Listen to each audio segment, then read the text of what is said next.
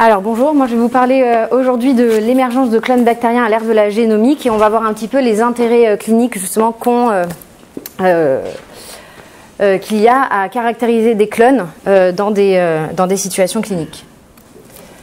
Donc tout d'abord, pour comprendre un petit peu ce que c'est un clone bactérien, je vous fais juste un bref rappel sur l'espèce bactérienne, comment on caractérise, on définit une espèce bactérienne. Donc classiquement, en fait, ce qu'on faisait avant, c'était essentiellement qu'on caractérisait une espèce bactérienne sur ses caractéristiques phénotypiques. C'est ce qu'on fait également encore lorsqu'on caractérise de nouvelles espèces. Et on définit comme deux souches appartenant à une même espèce pour des individus qui partagent la majorité de leurs caractères phénotypiques. Donc ces caractères, par exemple, on va prendre la coloration de Gram, la morphologie, mobilité, etc. On va déterminer ces critères et on va transformer ça en un score si le caractère est présent ou absent. Pardon. Hop. Si ça marche. Si le caractère est présent ou absent. Et c'est comme ça qu'on va pouvoir définir à la fin un dendrogramme et voir si les souches sont proches, plus ou moins proches ou plus ou moins lointaines en fonction du nombre de caractéristiques phénotypiques qu'elles partagent. Ça, c'était avant l'avènement de la génomique. Depuis l'avènement de la génomique, on caractérise plutôt les espèces en fonction de leur séquence génétique. Et deux souches vont appartenir à la même espèce si elles partagent complètement ou partiellement leur ADN. C'est-à-dire, on va généralement définir une espèce bactérienne en fonction de son GC%, la quantité de G et C qu'il y a dans son ADN, du taux d'hybridation ADN-ADN et de la séquence d'ARN ribosomal 16S. Ça, vous devez connaître, je pense, la séquence d'ARN ribosomal. C'est un long gène qui présente la particularité d'avoir des zones hyper conservées et des zones hyper variables. Et on va séquencer ce gène, ce qui va permettre de définir à quelle espèce appartient la bactérie. Ce qu'on fait également, c'est l'hybridation ADN-ADN, où là, au lieu de prendre un seul gène et de regarder la séquence de ce gène, on va prendre l'ensemble de l'ADN et on va essayer de complémenter, en fait, de mettre en parallèle les deux brins d'ADN de chacune des espèces et voir à combien, en fait, ils sont parfaitement similaires. Donc classiquement, pour déterminer que deux souches appartiennent à la même espèce, il faut qu'ils aient un GC% identique, un ARN ribosomal 16S qui présente une similarité supérieure à 97% et qui ait une hybridation ADN-ADN qui soit supérieure à 70%. Pourquoi 70%? Eh bien parce que les bactéries sont des organismes qui présentent une grande plasticité de leur génome. Elles vont avoir des mutations chromosomiques, des réarrangements, et elles peuvent perdre ou acquérir du matériel génétique, notamment par l'acquisition de plasmides ou par l'acquisition d'îlots génomiques au niveau du chromosome. Ces changements peuvent être stables ou transitoires, donc on peut, pour deux souches filles provenant d'une même souche mère, avoir des différences au niveau génomique. Au sein d'une même espèce, également, on va observer des différences phénotypiques en fonction des souches d'une même espèce. On va voir en fait apparaître certains clones particuliers qui présentent une pathologie spécifique ou alors des différences, des particularités phénotypiques. On le voit par exemple dans la population de Klebsiella pneumoniae. Je vais vous expliquer après ce que c'est ST, mais on voit qu'il y a au sein d'une même espèce, on a différents groupes, différents clusters, et que ces groupes, en fait, vont présenter certaines pathogénicités différentes ou alors un phénotype différent. Et c'est un peu aussi ce qu'on l'envoie au niveau de la pathogénicité, où on a certaines souches qui vont être responsables qui vont faire juste du portage asymptomatique, quand d'autres vont pouvoir devenir pathogènes. Donc c'est un peu au sein de ces espèces, ces groupes particuliers qui vont présenter les mêmes caractéristiques que l'on va appeler des clones. Donc comment on va définir ces clones? Ça va être des lignées cellulaires, là aussi, qui vont être complètement ou partiellement identiques au sens génétique et qui vont être issus d'une même souche. Là aussi, ces clones peuvent acquérir certains déterminants génétiques par mutation chromosomique ou par perte ou acquisition de gènes par le transfert latéral de gènes. Pour les définir, on va essentiellement utiliser les outils de génomique. Donc, je vous ai mis, en fait, dans cette figure, on voit un petit peu quels outils on peut utiliser, et ce qui va nous permettre d'être de plus en plus précis dans la caractérisation d'un clone bactérien. Donc en premier, on a l'ARN 16S, où là on peut juste définir l'espèce. Et ensuite, on va utiliser des techniques qui vont permettre de comparer un plus grand nombre de gènes entre eux, ce qui va nous permettre d'être de plus en plus sensibles et de définir si ces clones sont strictement identiques ou si elles appartiennent juste à un même groupe clonal. En premier, le premier outil qui a été développé pour définir si deux souches appartenaient à un même clone, c'était la MLST.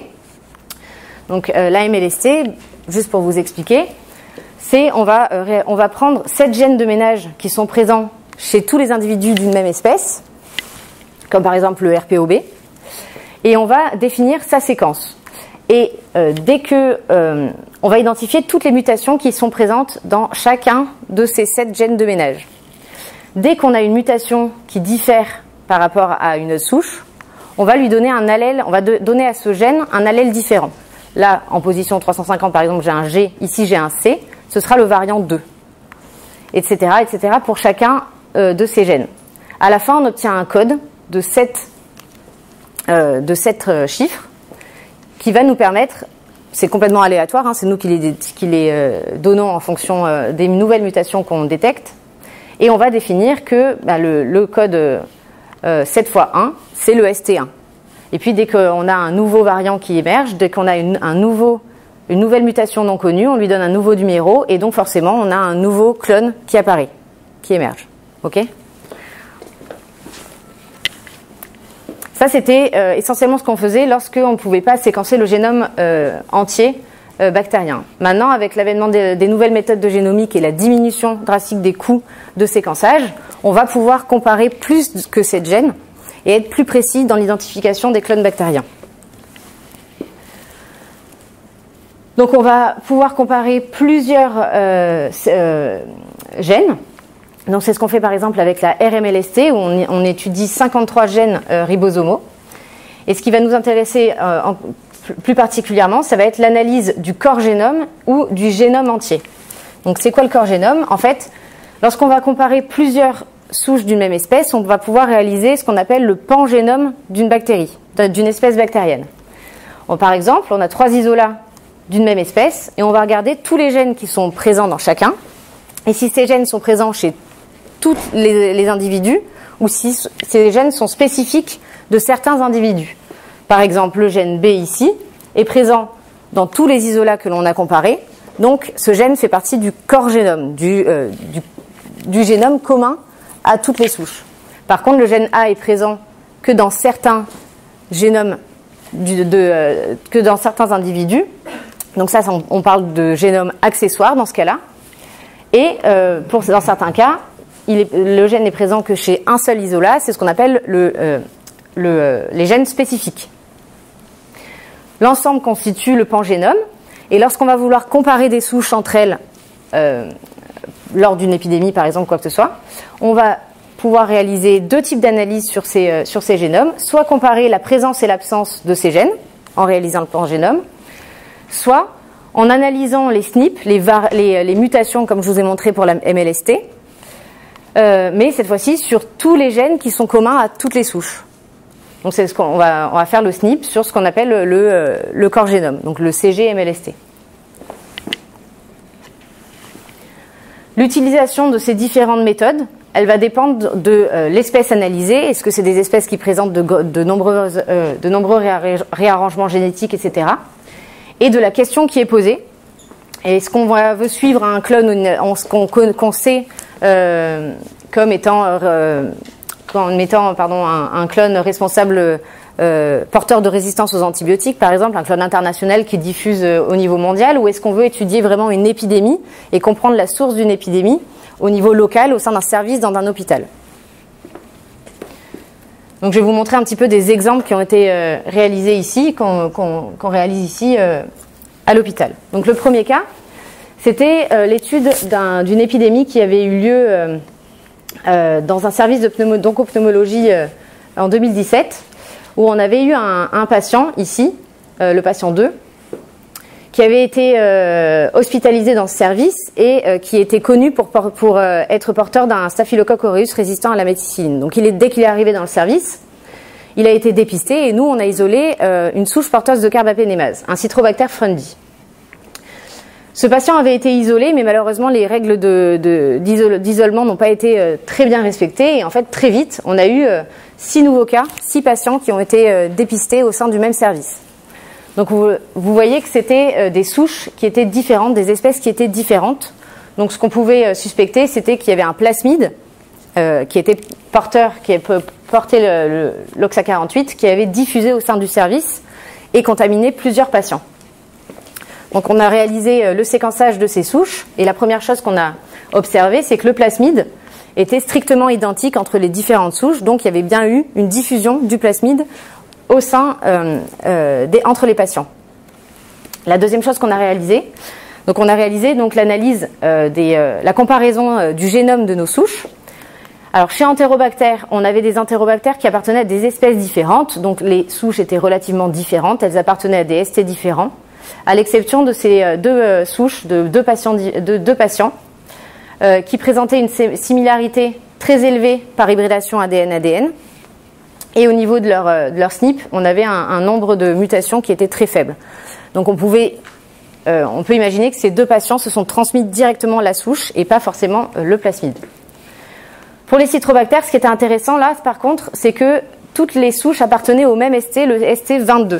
Donc on pouvait imaginer que là, par contre, c'était la souche qui s'était transférée de patient à patient.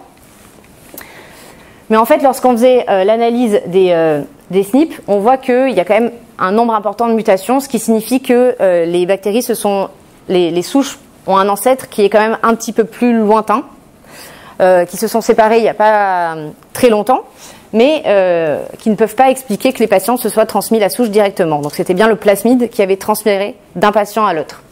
Par contre, ce qui est intéressant, c'est que ce ST, c'est un ST qui est associé à de la multirésistance chez Citrobacter frundi, et on sait que ce ST en fait est souvent associé à des infections d'origine hospitalière, qu'il perdure dans l'environnement hospitalier et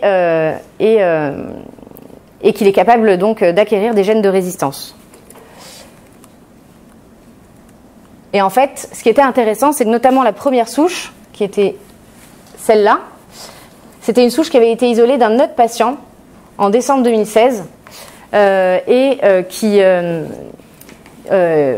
le patient était décédé, il n'y avait pas eu vraiment de règles qui avaient été réalisées après l'identification de cette souche. Et on voit que cette souche était relativement proche de celle du patient numéro 2. Donc on peut suspecter en fait que la souche primaire était celle-là, celle du patient 1, et qu'elle a perduré dans l'environnement et qu'ensuite le patient s'est contaminé lorsqu'il est arrivé à l'hôpital. Là, c'était un premier cas où on a donc regardé, enfin ces études, elles ont permis, la détection de ces souches a permis de revoir le protocole d'isolement des patients porteurs de BMR. Tous ces patients, enfin la majorité de ces patients ont été décolonisés par greffe fécale. Et là, on avait un suivi de plus de 2 ans où on n'avait plus eu d'épidémie hospitalière dans ce service-là. Donc on peut supposer que la source de l'infection a été éliminée, enfin, de la colonisation, pardon. Dans un deuxième cas, on a pris un peu le problème à l'envers. Là, on avait isolé des souches de Klebsiella pneumoniae qui étaient résistantes à la colistine au laboratoire, et on a voulu comprendre pourquoi il y avait eu entre 2015 surtout en 2015 et 2016 autant, on va dire, de souches résistantes à la colistine qui avaient été isolées chez nous. Donc on avait séquencé ces souches et sur les 15 souches qui avaient été séquencées, on s'était rendu compte que 9 de ces souches appartenaient à un même ST, le ST307, qui est là aussi un clone multirésistant qui est émergent surtout en milieu hospitalier. On a fait le pangénome et on s'est rendu compte que elles avaient presque tous les gènes en commun, très peu de gènes spécifiques absents ou présents.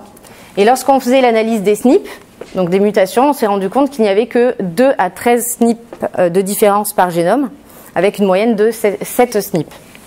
Donc ce qui veut dire que les patients qui étaient porteurs de ces souches se les sont transmises et que c'était une transmission là de bactérie à bactérie. De toute façon, la résistance à la colicine, elle est principalement chromosomique dans ces cas-là, en tout cas.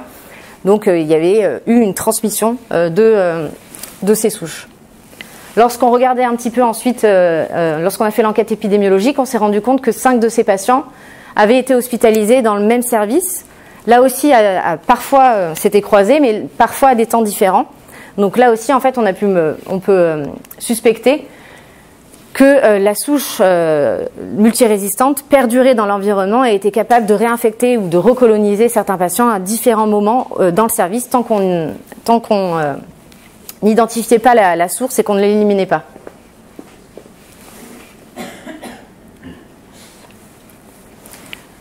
Donc au niveau de l'analyse du génome, elle nous intéresse pour caractériser certaines épidémies dans des services, pour mieux comprendre un petit peu comment les patients se sont contaminés. Mais elle peut aussi permettre de répondre à d'autres questions.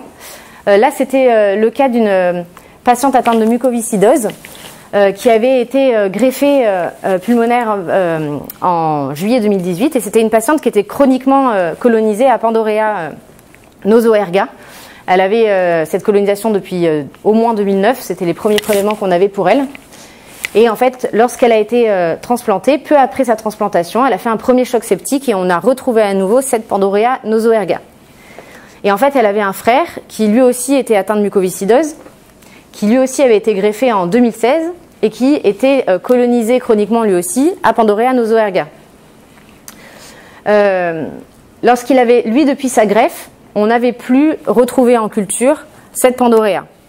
Mais peu avant qu'elle se réinfecte, cette patiente, son frère lui avait rendu visite à l'hôpital et les cliniciens voulaient savoir si la souche était, si la patiente s'était réinfectée à partir de sa propre souche ou si le frère, malgré le fait que les cultures soient négatives, pouvait être encore porteur de cette Pandorea et lui avoir transmis lors d'une visite. Donc on a récupéré les souches que l'on avait à l'hôpital, que l'on avait encore pour ces patients. Donc on avait les deux souches de 2012, une souche de 2016 et la souche de 2018 post-transplantation. On a comparé les différentes souches entre elles. Donc elles avaient de grandes caractéristiques communes, mais quand même présentaient certains gènes qui étaient différents. Et lorsqu'on faisait l'analyse des SNP, on se rendait compte que la souche de 2018 post-transplantation était plus proche de celle de 2016 de la fille, de la patiente. Et si on comparait par rapport aux deux souches de 2012, on voyait que elle restait quand même plus proche de sa propre souche que de celle de son frère. Par contre, lorsqu'on comparait les deux souches de 2012 entre elles, le nombre de mutations était très faible, ce qui signifiait très probablement que les deux enfants s'étaient contaminés avec la même souche, mais qu'après, elles avaient muté chacune de leur côté. Et très probablement, cette patiente s'était recontaminée avec sa propre souche. Donc là, ça a posé la question en fait de comment mieux décontaminer, comment cartographier, mieux comprendre les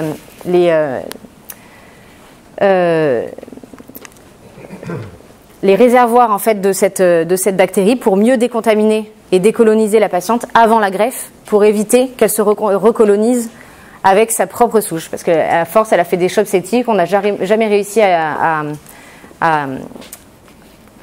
stériliser la patiente et elle a fini par décéder. Un autre cas où on utilise beaucoup le séquençage, c'est pour l'analyse de Mycobacterium tuberculosis. Alors vous savez maintenant au laboratoire, lorsqu'on a une culture de Mycobacterium tuberculosis, eh bien on extrait l'ADN et on séquence par technique Illumina. Quelles informations on va pouvoir obtenir grâce à ce séquençage? Eh bien on va pouvoir tout d'abord caractériser la lignée auquel appartient cette souche de Mycobacterium tuberculosis. Au sein du complexe Mycobacterium tuberculosis, il y a différentes lignées qui peuvent avoir présenté certaines phénotypes particulières, notamment au niveau de la résistance à certains antituberculeux. Et ça va nous permettre également de faire une surveillance et de comprendre un peu mieux l'origine de la contamination du patient, notamment parce que certaines lignées sont plus présentes dans certaines parties du monde. Et en fonction de la lignée que l'on retrouve, on peut s'imaginer que le patient, enfin on peut suspecter que le patient s'est contaminé dans son pays et pas en arrivant par exemple en France si c'est un patient qui a immigré en France. Ça c'est la première question auquel on peut répondre, partiellement en tout cas avec le génome. On peut, j'en ai pas parlé pour les autres bactéries, mais on peut également avoir le profil de résistance aux antituberculeux. On peut détecter les mutations qui sont présentes, qui confèrent la résistance aux antituberculeux. Et ce qu'on peut réaliser aussi, c'est comparer les souches entre elles et évaluer si, déterminer si le patient s'est contaminé avec un autre patient, avec un autre patient. Donc là, c'était une étude qui avait été réalisée au laboratoire. On avait séquencé toutes les souches de 2018 et de 2019 qui avaient été isolées au laboratoire. Donc ça nous permettait à la fois d'avoir une épidémiologie, de comprendre un petit peu l'épidémiologie de notre à la PHM. Donc on voyait qu'on avait différentes lignées cellulaires qui correspondaient, qui correspondaient souvent au pays d'origine du patient. Par exemple, si je prends le Beijing ici, on avait des patients essentiellement qui provenaient de Mongolie ou du Cambodge. Et ce qui était intéressant aussi, c'est qu'on avait certains patients qui avaient été...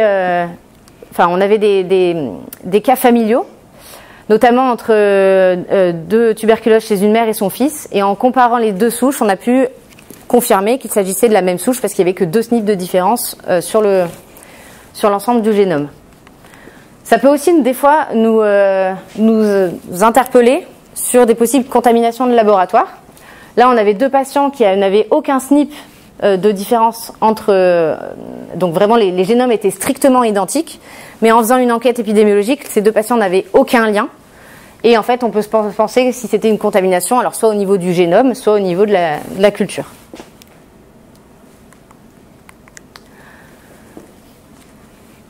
Enfin, ce dont je vous parlais tout à l'heure, certaines souches au sein d'une même espèce présentent des pathotypes qui sont différents. C'est le cas chez Klebsiella pneumoniae. En fait, où il y a 2 pathotypes principaux qui ont été identifiés. On a les Klebsiella pneumoniae qui sont appelées classiques et les Klebsiella pneumoniae qui sont appelées hypervirulentes. Donc les Klebsiella pneumoniae classiques, elles sont définies comme étant responsables d'infections plutôt associées aux soins chez des patients immunodéprimés qui peuvent être présents dans différents, qui peuvent entraîner différentes infections sur des sites variés et qui peuvent être associées à d'autres espèces bactériennes. Alors que les Klebsiella hypervirulentes, elles viennent plutôt du communautaire. Elles sont associées à certaines origines géographiques. Elles sont plus prépondérantes, notamment en Asie. Et elles sont souvent responsables d'infections monomicrobiennes et elles vont entraîner souvent certaines infections particulières comme des abcès hépatiques, des endophthalmies, des méningites ou des pneumonies. Donc il peut y avoir un intérêt en fait à détecter à différencier ces 2 pathotypes pour alerter le clinicien sur le risque, parce qu'en fait souvent ce qu'elles sont responsables, c'est d'un premier abcès qui va ensuite diffuser et créer une localisation secondaire. Donc ça peut avoir un intérêt de prévenir le clinicien sur le risque de métastase en quelque sorte. Donc initialement, ce qui avait été décrit pour différencier ces 2 pathotypes différents, c'était l'hypermucoviscosité qui se traduisait en fait par un string test positif, c'est-à-dire qu'on prend une œuse, on la pose sur la Klebsiella, notre souche, et on regarde si elle s'étire, si elle forme un fil. Ça veut dire qu'elle est hypermuqueuse. Cependant, on s'est rendu compte que ça ne permettait pas vraiment de discriminer les 2 et que certaines Klebsiella classiques pouvaient avoir cette caractéristique. Ensuite, en analysant le génome, on s'est rendu compte que ces Klebsiella avaient un sérotype particulier. Elles avaient un sérotype capsulaire K1 de type K1 ou K2, ou alors elles appartenaient à certains, et souvent elles appartenaient à certains ST particuliers, comme le ST23, le 25 ou le 86. Mais là aussi, les études ont montré que certaines Klebsiella classiques pouvaient appartenir à ces différents ST, et inversement, certaines souches hypervirulentes n'étaient pas associées à ces ST particuliers. En fait, ce qui détermine le mieux permet de mieux différencier ces deux types de Klebsiella, c'est la présence d'un plasmide de virulence particulier qui est identifié par séquençage. Certains ST, je vous ai dit que ça pouvait avoir un intérêt pour alerter le clinicien sur certaines localisations, mais c'est aussi souvent des patients qui vont être porteurs au niveau digestif de ces souches hyper virulentes. Et il y a plusieurs papiers, alors c'est pas encore très clair, qui ont montré que la présence de ces souches pouvait être associée ensuite au développement, à la survenue de certains cancers du côlon. Il n'y a pas encore c'est pas encore vraiment prouvé, mais ça pourrait avoir un intérêt de les détecter pour ensuite vraiment que le patient soit suivi. Donc ce qu'on fait, l'intérêt de cette, le problème qu'on a avec la réalisation du génome dans ce cas-là, c'est que ça a un intérêt uniquement si on le fait en temps réel. Si on donne l'information génomique immédiatement pour que le patient puisse, pour que le clinicien puisse adapter sa prise en charge. Donc pour ça, on a une étudiante en master 2 qui travaille sur la réalisation du séquençage directement, par exemple, à partir de prélèvements profonds, d'hémoculture ou de prélèvements profonds, pour essayer de rendre un résultat de séquençage et de pouvoir différencier ces deux types de Klebsiella le plus rapidement possible pour que ça ait vraiment un intérêt au niveau clinique. Donc ça, c'est en cours et elle est en train de faire les premiers essais. Et pour ça, on utilise la technologie nanopore qui permet justement de rendre un résultat rapidement. Donc en conclusion, vous avez vu que le séquençage génomique, il a surtout un intérêt actuellement au niveau épidémiologique, un intérêt rétrospectif pour mieux comprendre des épidémies qui ont eu lieu dans des services, mettre en place des mesures correctives pour limiter la réapparition de clusters multirésistants par exemple, mais il y a d'autres cas sur des souches non multirésistantes, qu'elle peut avoir un intérêt pour différencier certaines souches, notamment pour la tuberculose, ou pour l'identification de certaines Klebsiella pneumoniae, certaines souches hypervirulentes, mais que dans ce cas-là, il faut vraiment avoir des techniques qui sont plus rapides et qui permettent de rendre un résultat plus rapidement. Et ça, c'est possible, ça devient de plus en plus possible grâce à la diminution du coût des techniques de séquençage et de l'utilisation de ces méthodes de plus en plus rapides. Voilà, je vous remercie pour votre attention.